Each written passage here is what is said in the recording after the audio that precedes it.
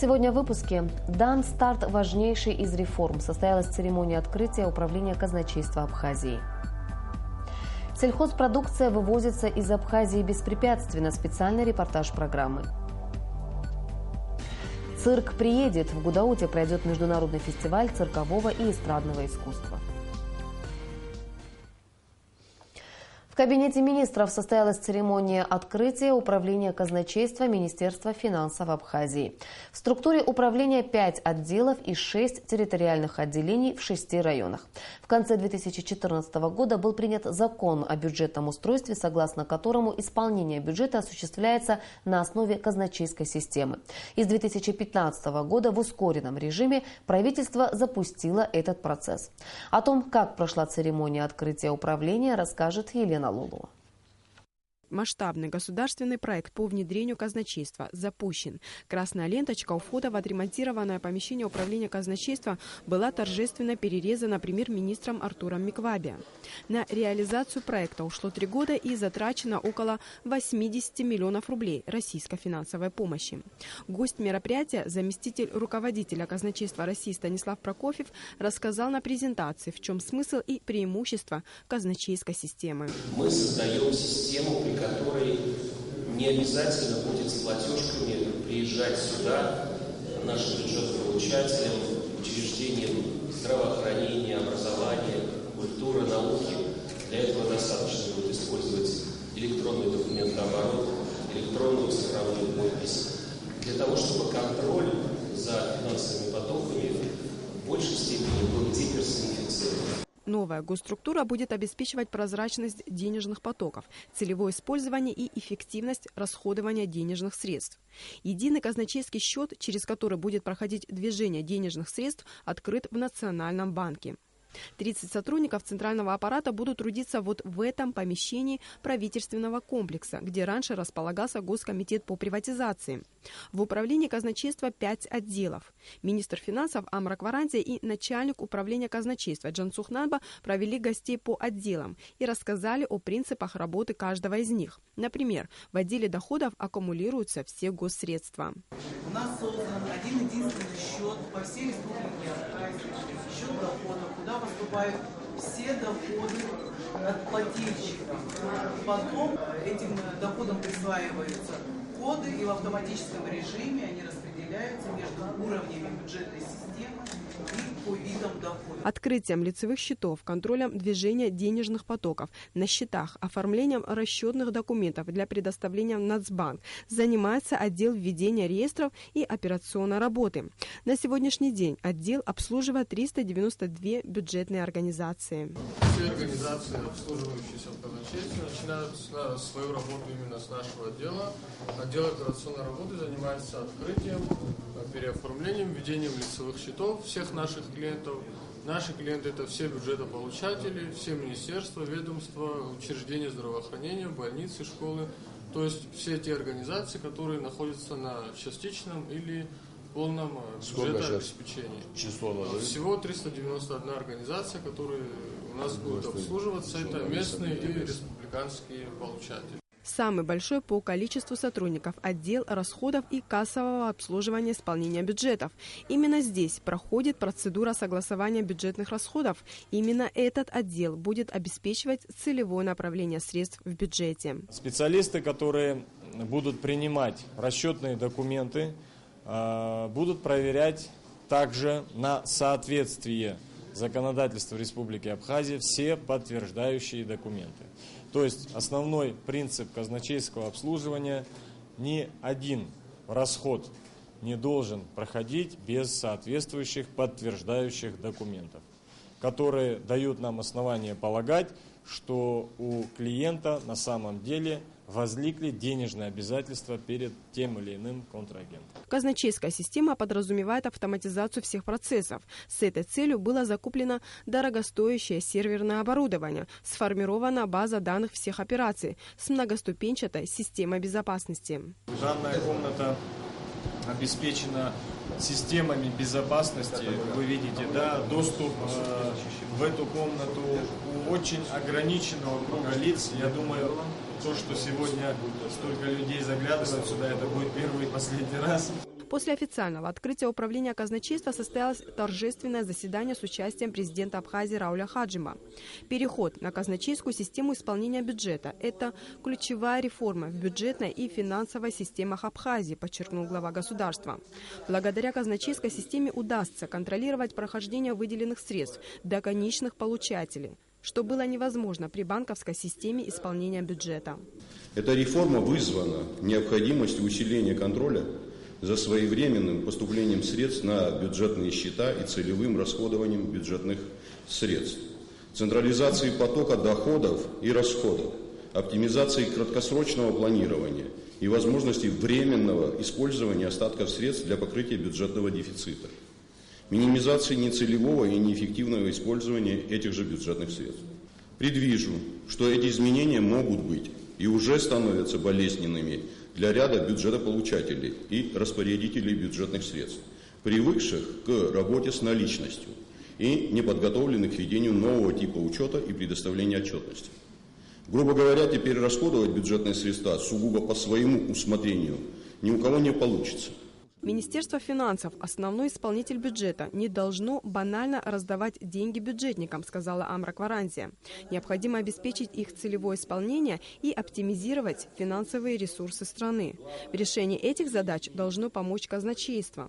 Министр финансов поблагодарила всех сотрудников и российских коллег, принявших участие в запуске сложного проекта. Мы всеми правдами и неправдами переводим финансовые потоки в безналичную форму. Если в 2015 году доля наличного оборота бюджета составляла порядка 26%, то сегодня она уже снижена до 18%, и к концу года мы стремимся к тому, чтобы доля наличного оборота была менее 15%. Казначейство – это один из самых старых российских финансовых институтов, сказал Станислав Прокофьев. Это главный кассир, главный бухгалтер и контролер правительства. Казначейство само по себе – это не панацея. Это лишь инструмент. Инструмент, который даст возможность руководству республики развивать финансовую систему и достраивать ее в том направлении, в каком это видится президенту и правительству. Торжественное совещание, посвященное церемонии открытия управления казначейства, завершилось церемонией награждения представителей Абхазии медалями «20 лет Федерального казначейства России». В ответ Артур Миквабия вручил представителям Российского федерального казначейства грамоты и подарки. Елена Лолуа, Тимур Гугохия, Роберт Ломия. Абхазское телевидение. В нашей программе сегодня смотрите расширенный репортаж церемонии открытия управления казначейства Абхазии. Первый вице-премьер Абхазии Шамиль Адзынба провел брифинг для журналистов, на котором подвел итоги очередного заседания комиссии по пропавшим без вести в ходе Отечественной войны народа Абхазии. Во встрече приняли участие матери погибших и пропавших без вести бойцов, представительница движения «Матери Абхазии за мир и социальную справедливость». Тему продолжит Бела Кварчия. Очередная трехсторонняя встреча комиссии по пропавшим без вести заседала в Ереване. Ее участники – Международный Красный Крест, абхазская сторона, которую возглавлял первый вице-премьер Шамиль Адзынба, а также грузинская делегация. Как сообщил Шамиль Адзынба, в этом году во всех местах предполагаемых захоронений прошла процедура эксгумации. Везде, за исключением одного, в селе Яштхуа, захоронений обнаружено не было. В абхазском списке пропавших без вести было 177 человек. Список неполный. Возможно, в него будут включены от 6 до 8 пропавших без вести добровольцев. 37 погибших из этого списка уже опознаны. Осталось найти еще 140 человек. Мы заинтересованы в первую очередь в сокращении абхазского списка пропавших без вести. Само собой, грузинские останки, которые будут найдены и опознаны, нам не нужны. У них тоже есть мамы. Мы, естественно, не против, не возражаем и никак задерживать не будем. Но если они будут предоставлять информацию только о пропавших без вести грузинах, то я предупредил, что комиссия наша совместно может на этом прекратить свою работу. То есть искать только грузин, передавать и не находить наших ребят, извините, такой задачи перед нашей комиссией, перед нами руководство страны не ставит. Как сообщил Шамиль Адзынба, все погибшие покоятся в абхазской земле, но информацией об их количестве и возможных местах захоронения располагают в Грузии. Шамиль Адзинба обратился с просьбой ко всем, кто располагает какой-либо информацией об обстоятельствах гибели наших бойцов и мирных жителей, обращаться в правительство или лично к нему, даже если эта информация касается погибших грузин. Это нужно в первую очередь нам. Нам это нужно, давайте нам эту информацию. Уверяю вас, интересами нашей страны, Абхазии, мы нигде не поступимся, тем более памятью наших ребят. Вот у нас главная задача, мы полностью исключили в нашем переговорном процессе, вообще не заикаемся, что происходит в Абхазии, что в Грузии. Нам не интересно, мы не спрашиваем, и они тоже. И это помогает нам, исключив политику, решать саму вот эту вот задачу основную. По словам Шамиля Адзинба, в работе комиссии по опознанию останков без вести пропавших пройден определенный этап. В общеизвестных местах захоронения уже прошла процедура эксгумации останков. Теперь задача найти захоронение 140 человек, в числе которых поэт Таиф Аджба. Это последний шанс найти без вести пропавших. Другого шанса уже не будет. Во-первых, идет время. Во-вторых, к сожалению, останки, они со временем лучше не становятся, они портятся все хуже и хуже. Поэтому мы в определенном цейтноте. Это не заключает, что там у нас неделя, месяц. Нет. Но годик, другой, третий, может быть, у нас еще есть. Убедительно вас прошу, пожалуйста, помогите, подскажите, дайте нам какие-то вот наводящие эти моменты. Вот, и мы это все отработаем, и в дальнейшем процесс продолжится. Шамиль Адзинба также призвал родственников погибших бойцов, которые были опознаны и похоронены близкими сразу после войны в 1994 году, пройти процедуру сдачи ДНК. Тела погибших уже тогда можно было опознать с трудом, поэтому были возможны ошибки при их опознании. Тема, конечно, очень деликатная, очень щепетильная, сложная, но просто подумать хотел бы я, что вот родители вот сейчас меня слушают, наверное, я прошу вас, сдайте анализ ДНК. Сдайте, потому что мы должны проверить, исключить, убедиться. Слушайте, а вдруг в могиле лежит останки парня, у которого семья не может его найти. Вы нам помогите, потому что неправильно, когда мы знаем, что место захоронения наших бойцов и около 20 человек, сверив со всеми анализами ДНК, которые сдали мы, да, абхазский народ, я имею в виду, абхазы, русские, армяне, все, которые подали, там, добровольцы, и нет совпадений, значит, есть ошибки, которые были в 3-м или 4-м году. Председатель движения «Матери Абхазии за мир и социальную справедливость» Гули Кичба сообщила, что в организации и раньше располагали информацией о возможных ошибках при опознании погибших. По районам, по которым мы ездим, тоже есть некоторые разговоры, я сейчас их фамилии не буду называть, которые сомневаются. Вот, они сомневаются, но, может быть, какая-то часть родственников как бы не хочет заново теребить, может быть, вот эту тревогу, эту боль. А некоторые очень хотят, чтобы это все-таки точно было. И такие семьи есть.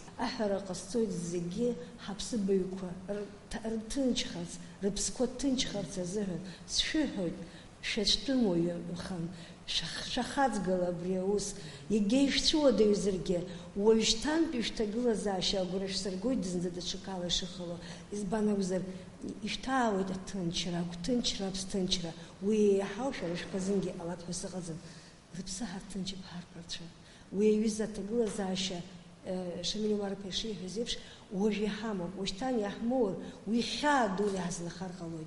Абснижларге хатала тачалаге, хашзепшу подсхара, хаштет хайтабу дарадзе. Следующее заседание трехсторонней комиссии по пропавшим без вести состоится в декабре этого года. Белла Кварча, Беслан Шхинджерия, Абхазское телевидение. Накануне в прямом эфире передачи «Хазтагылу Амта» из уст одного из лидеров оппозиции Аслана Бжания прозвучало обвинение в адрес СГБ о том, что за последнее время не было ни одного случая ареста или выдворения за пределы Абхазии лиц, участвовавших в боевых действиях против нашего народа во время Отечественной войны. Пресс-служба СГБ Абхазии выступила с комментариями по этому поводу. После окончания Отечественной войны народа Абхазии в 1993 году одним из главных направлений деятельности органов государственной безопасности Республики Абхазия является выявление лиц, принимавших участие в войне против Абхазии в составе оккупационного режима Грузии, а также пособничавших оккупационному режиму. Такая работа проводится по настоящее время. Так, в период с 2014 года по настоящее время подразделениями службы государственной безопасности Республики Абхазия выявлены и выдворены с территории Абхазии в Грузию 18 лиц, причастных к боевым действиям против Абхазии. В Министерстве внутренних дел Абхазии состоялось собрание личного состава, на котором было обращение старшего офицерского состава, аппарата МВД к сотрудникам органов внутренних дел, коллегам, не состоящим сегодня на службе, и к гражданам. В обращении, которое зачитала председатель профсоюза работников МВД Гунда Ардзинова, в частности, отмечается, что личный состав силовых структур не проявляет особой активности в политических акциях любых масштабов в силу того, что на нем лежит ответственность сохранения спокойствия в стране. Это своего рода институт нейтралитета. Политические бури, периодически захватывающие общество, конечно же, мало кого оставляли и оставляют равнодушными. Участие любого гражданина страны в решении общегосударственных и общенародных вопросов – неотъемлемое право каждого и гарантировано Конституцией и законами нашего государства. В абсолютном большинстве личный состав Министерства внутренних дел Республики Абхазия осознает свою гражданскую ответственность и является достойными офицерами правоохранительных органов страны. Поэтому выступление министра внутренних дел Республики Абхазия Дзябшиба Леонида Юрьевича, пусть даже и излишне эмоциональное, мы понимаем правильно и не относим к желанию угрожать и оскорблять честь и достоинство личного состава Министерства внутренних дел.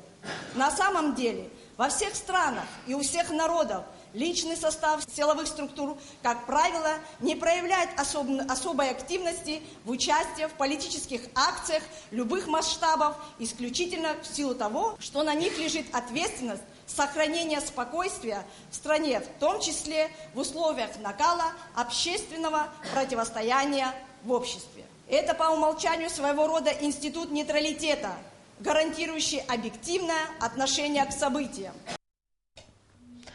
Абхазская наука понесла тяжелую утрату. После тяжелой болезни на 78-м году жизни ушел из жизни выдающийся ученый Олег Шамба.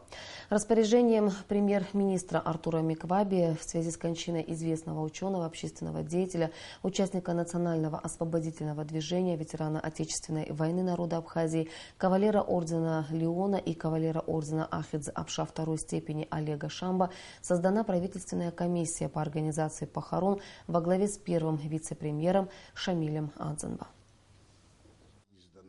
Академик, авторитетный специалист в области экономики, автор многочисленных книг. Всю свою жизнь Олег Багратович Шамба посвятил научной работе. Выпускник Московского инженерно-экономического института Олег Шамба начал свой трудовой путь в Сухумском физико-техническом институте. Работал старшим техником-сметчиком, производителем работ. Новаторство и увлеченность определили его научные приоритеты. В 1975 году защитил кандидатскую диссертацию в Московском инженерно-экономическом институте. С 1978 года старший научный сотрудник. Олег Шамба был необычайно талантливым и разносторонним ученым, сфера научных интересов которого простиралась от анализа особенностей экономики до стремления пролить свет на абхазский фольклор. Академиком за последние годы была проделана большая работа по сбору, переводу на русский, пропаганде и популяризации национального фольклора, как на родине, так и за рубежом. Олег Шамба был не только выдающимся ученым, но и государственным деятелем. В разные периоды занимал должности заместителя министра сельского хозяйства Абхазии, а затем заместителя председателя Госагропрома. В период грузино-абхазской войны работал военным корреспондентом и старшим редактором радио Республики Абхазия. В послевоенный период первый заместитель министра, а затем заместитель министра экономики и одновременно заведующий кафедрой бухучета и аудита Абхазского государственного университета. С апреля 1997 года по настоящее время занимал должность проректора по науке АГУ. В 1998 году присвоено звание профессора. Олег Багратович Шамба – автор более 360 радиорепортажей и статей, 190 научных трудов, в том числе 60 монографий и книг учебных пособий. Он заслуженно пользовался большим авторитетом у студентов, аспирантов, докторантов, соискателей и преподавателей. Студенты – это наше богатство. Вы меня, знаете, правильно поймите, это не бахвальство, но у нас очень талантливая молодежь. И мне вот это большая радость, работа со студентами. Студенты – это наше богатство. И потом, вы знаете, истина познается в сравнении. Наши студенты участвуют в международных конкурсах, научно-практических конференциях, и там они выгодно отличаются. Ну, ломоносовские чтения в Москве, вы представляете, какой уровень? 79 вузов. И министр Филиппов отмечает значит, особую подготовленность и актуальность научных разработок наших студентов. Олег Шамба по своей природе был доброжелательным, справедливым, одинаково требовательным как к себе, так и к окружающим, отмечают те, кто знал его лично. 29 июня его не стало. Это потеря для всего научного сообщества нашей страны. Сима Аргун, Абхазское телевидение. Как сообщает правительственная комиссия по организации похорон Олега Шамба, гражданская панихида пройдет в субботу, 2 июля, в доме учителя в Сухуми. Траурный митинг начнется в 2 часа дня.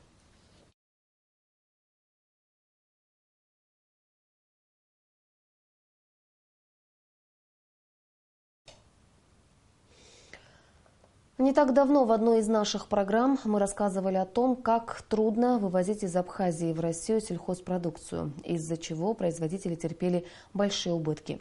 Сейчас, похоже, эта проблема нашла свое решение. Об этом специальный репортаж программы.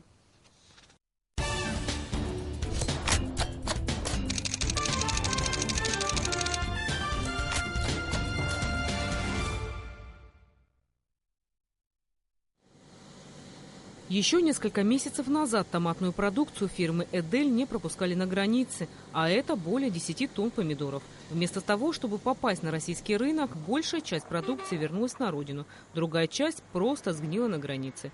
Производители понесли большие убытки. Кстати, аналогичная ситуация была и с другими предприятиями, производящими сельхозпродукцию. На сегодняшний день вопрос перевозки абхазской продукции благополучно решен на высшем государственном уровне. С помощью нашего президента Рауля Джунковича Хаджимба много усилий было со стороны правительства. Помогли мы своей силой, я еще раз говорю, не смогли бы решить. Там много проблем. За 20 лет столько всего накопилось на таможне российской. Они привыкли работать по другой схеме. А у нас свои контракты напрямую. Это кому-то не устраивало. Но с помощью правительства это все разрешилось, слава богу. Сейчас мы сами вывозим своим клиентам, сами делаем бумаги, продаем.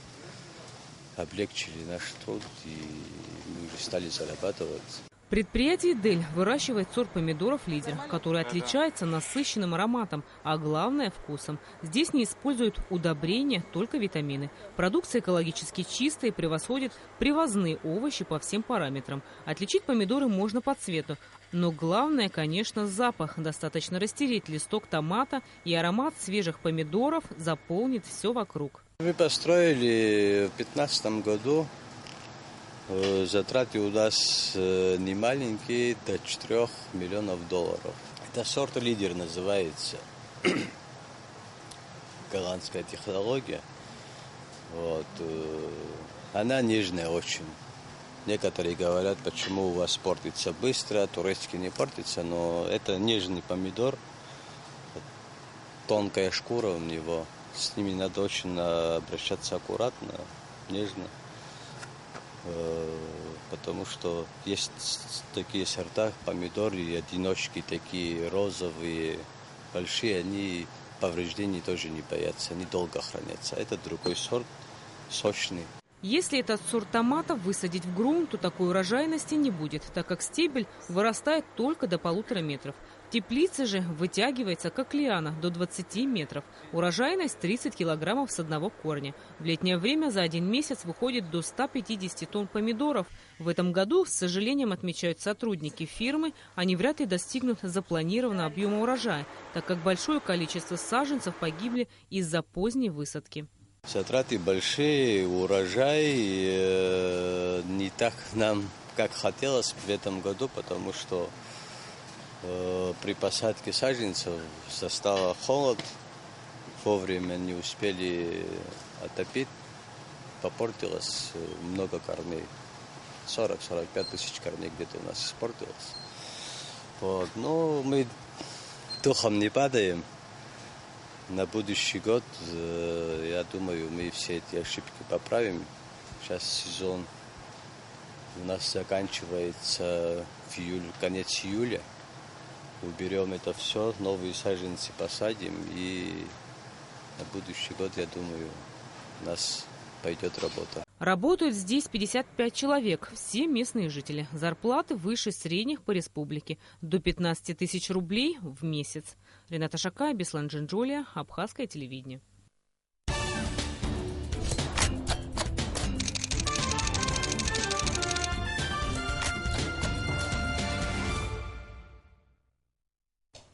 Президент Рауль Хаджимба принял членов Национального союза молодых кинематографистов Абхазии. Молодые режиссеры и сценаристы рассказали о своем проекте по экранизации новелл Михаила Лакербай. Проект – это цикл из 5 короткометражек на абхазском языке, объединенных в один фильм. Средняя продолжительность каждой новеллы – 10-15 минут. Фильм приурочен к году Михаила Лакербай. Президент поддержал инициативу молодых кинематографистов и пообещал оказывать им финансовую поддержку в реализации проекта. Интересно будет посмотреть, как наши молодые представите всю эту ситуацию по-своему. Но я думаю, что в любом случае первые шаги и последующие будут уже более серьезными начинаниями. Во всяком случае, при всех наших, может быть, скромных возможностях будем работать вместе. Будем стараться помогать вам. И посмотрим, какой будет у вас результат на первом этапе, а потом я надеюсь на то, что будут еще более масштабные проекты. В Сухумском государственном художественном училище имени Чачбы Шервашидзе прошла защита дипломов. На суд экзаменационной комиссии под председательством министра культуры и охраны историко-культурного наследия Эльвиры Арсалия были представлены 11 работ выпускников училища. Это и скульптура, и живопись. 11 выпускников Сухумского художественного училища защищали свои дипломные работы. 4 года учебы позади, а значит, самое время показать, чему они научились за это время у своих именитых преподавателей. Художественный руководитель дипломных по скульптуре Виталий Дженя с сожалением говорит о том, что с каждым годом молодых людей, выбирающих специальность скульптура, становится меньше. Но, несмотря на это, на выпускников возлагаются очень большие надежды, в их числе и Нал Касландзе, который в этом году заканчивает училище на красный диплом. 3 человека будут в этом году защищаться. Из них Касландзе, один из лучших студентов. На него есть большие надежды, что он станет хорошим скульптором. Он поступил сейчас в Ростов, пока на архитектурный факультет. Сейчас мы собираемся его перевести на скульптуру. Надеюсь, будет настоящий хороший скульптор для нашей республики. Сам Инал очень разносторонняя личность. Он увлекается и музыкой. По собственному признанию, любовь к скульптуре у него возникла неожиданно.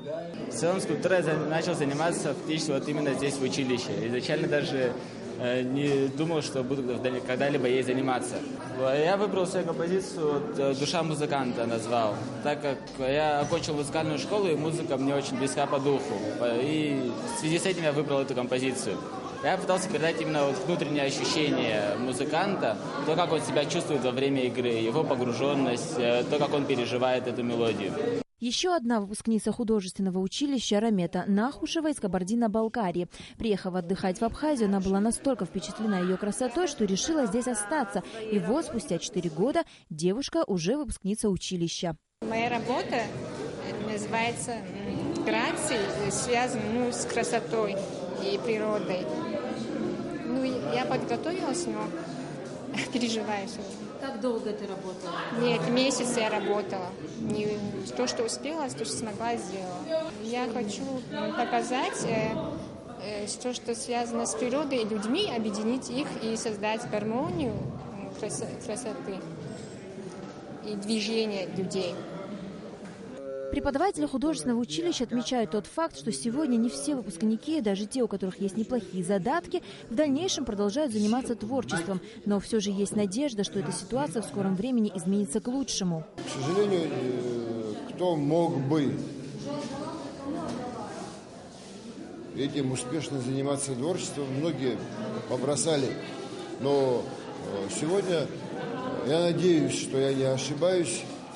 Ситуация как-то выправляется, и эти выпускники у меня сегодня заканчивают по живописи. Защищаются 11 уже моих коллег, да, студентов. Я надеюсь, что у них будет более благоприятная ситуация.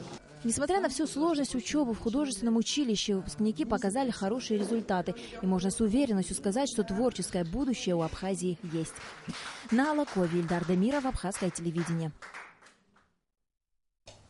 В Абхазии уже 3-й месяц имеет место эпидемия вирусного конъюнктивита. Об этом сообщила на брифинге главный офтальмолог республики Татьяна Абба. Около 300 человек обратились за медицинской помощью в Сухумскую городскую офтальмологическую больницу. Какая разновидность вируса получила распространение и как от нее уберечься? Репортаж Амры Амичба. Уже 3-й месяц с наступлением тепла в республике зафиксировано 270 случаев вирусного конъюнктивита. Почему происходят вот такие вот эпидемии? Во-первых, с летним периодом наступает то, что к нам заезжает очень много приезжих, отдыхающих. Они, естественно, привозят нам этот вирус сюда.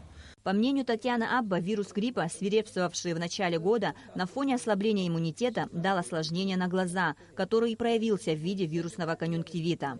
Кроме того, распространению вируса способствует пренебрежение элементарными санитарными и гигиеническими нормами. У каждого должны быть отдельная подушка, мыло и полотенце. Необходимо часто мыть руки. Казалось бы, простые правила, но их несоблюдение привело к тому, что конъюнктивитом болеют целыми семьями. Май месяц – это как раз-таки, когда все цветет, все расцветает, как говорится, и расцветает аллергия. Очень много аллергичных больных стало у нас. Мы живем на юге, естественно, очень много цветущих растений. На фоне вот этого аллергического конъюнктивита возникла эпидемия гриппа. Постгриппозный вот этот конъюнктивит вирусный, он уже возник на фоне аллергического конъюнктивита. Естественно, это уже протекает более сложно. Вспышки вирусного конъюнктивита специалисты наблюдают в республике уже 4-й год. Но нынешняя разновидность опасна тем, что осложняется повреждением роговицы. 3 месяца назад пришел первый больной сюда с симптомами, то есть явными симптомами аденовирусного конъюнктивита.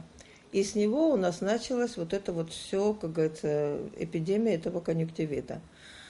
Какие симптомы конъюнктивита вирусного? Это, значит, покраснение глаза, зуд, может быть сопровождаться, сильное слезотечение.